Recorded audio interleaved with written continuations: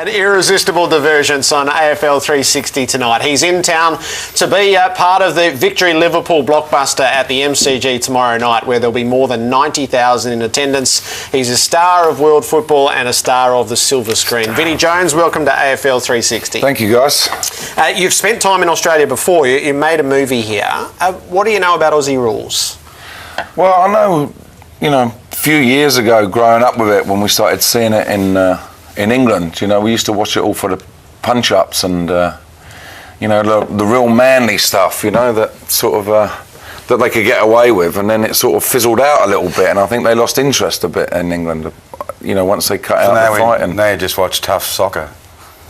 Well, no, I don't actually. I watch tough golf instead. I play golf now. I live in Los Angeles, so it's you can't, like, American football's all padded up anyway, isn't it? So. Well, you're better stage, not on stage. You're a better comedy and film actor than you were football player. I don't know. I think I was more comfortable on the football field than I was, when you're filming. Obviously, when you start off, you've got loads of dialogue to learn, and you don't. I got thrown into it. I had no training or anything.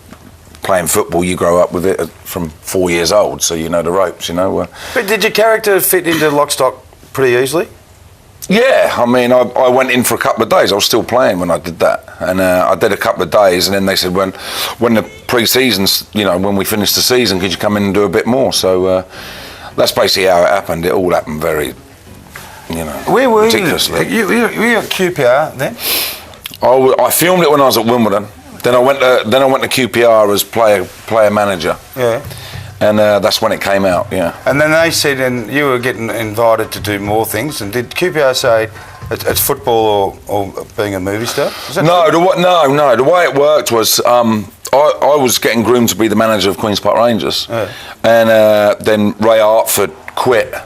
So they didn't think I had the experience to go straight in as a manager. So they said, bring someone in. And at that time, the same time, that's when Hollywood called and said, we got this movie called Gone in 60 Seconds, we want you to come over. Whereas that meant I had to live there for 6 months. And I had 2.5 years of my contract at QPR left, so I had to make a big decision, really. Because your family's involved in everything, really. You just to hang the boots up, which I never thought I would. My ambition and my dreams were to be a good manager. That's what I wanted to be. That's a fair fork in the road, is the madness of coaching that it can induce against... Yeah, but it's good being around the guys every day, when you go in and the banter and the crack, 30 lads every day, and especially at Wimbledon, it was like a party house every day, Gnarled Dogs, didn't they have a big reputation, didn't they, Wimbledon? Yeah, we were a crazy game, but then, we were a load of misfits, really. Are you a misfit?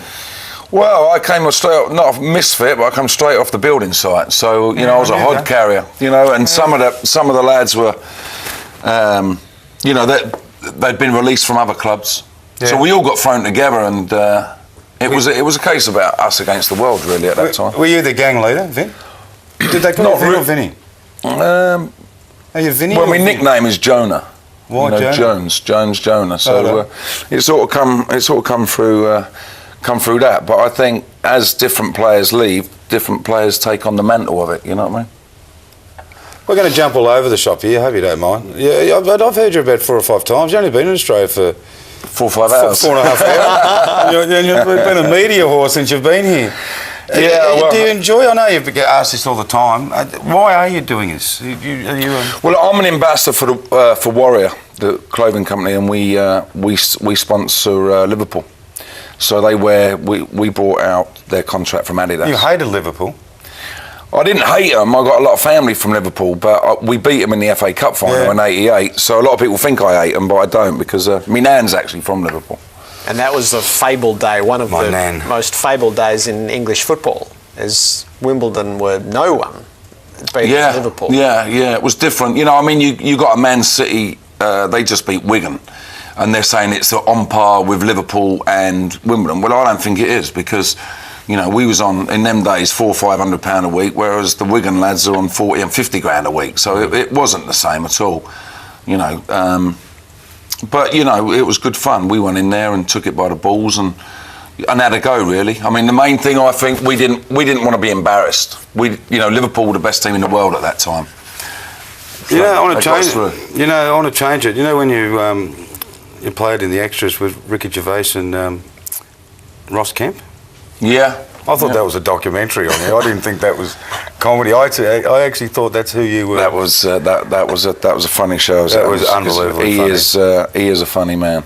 Ricky Gervais is a funny man. What about Ross Kemp? He was. I think he had a bit of a nervous thing going on, and he had a few drinks beforehand. So really? Yeah, he was a bit sloshed. Do you like comedy or do you like serious? I like comedy. I love comedy. Is that more you persona rather than the hard man, Vinnie Jones? I was put him in brought a up gangster movie. I was brought up with comedy. When you live with 30 blokes from 20 years old, I had 15 years as a pro. So the banter and the tricks they play on you, as blokes do, they're like big kids, really. You know what I mean? And it's if you do a trick on one fella, then he's you're going to get payback. And so, Wimbledon thrived on that. Being. Have you always had you're a wild bloke. Have you always been able to have a balance in life? Like when you've lost your 30 blokes every week, and everyone now retired AFL football say you can't replace that. You lose the locker room. Yeah. Life went on, and you made movies, and you do what you do.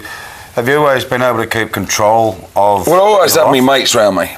I always try and keep my mates around me. Even the lads, from England, a lot of them come over now to LA, and stuff like that. And so what I did was, I counterbalanced it, and I started my own football team in LA called Hollywood All Stars. So I got a lot of English lads play for us.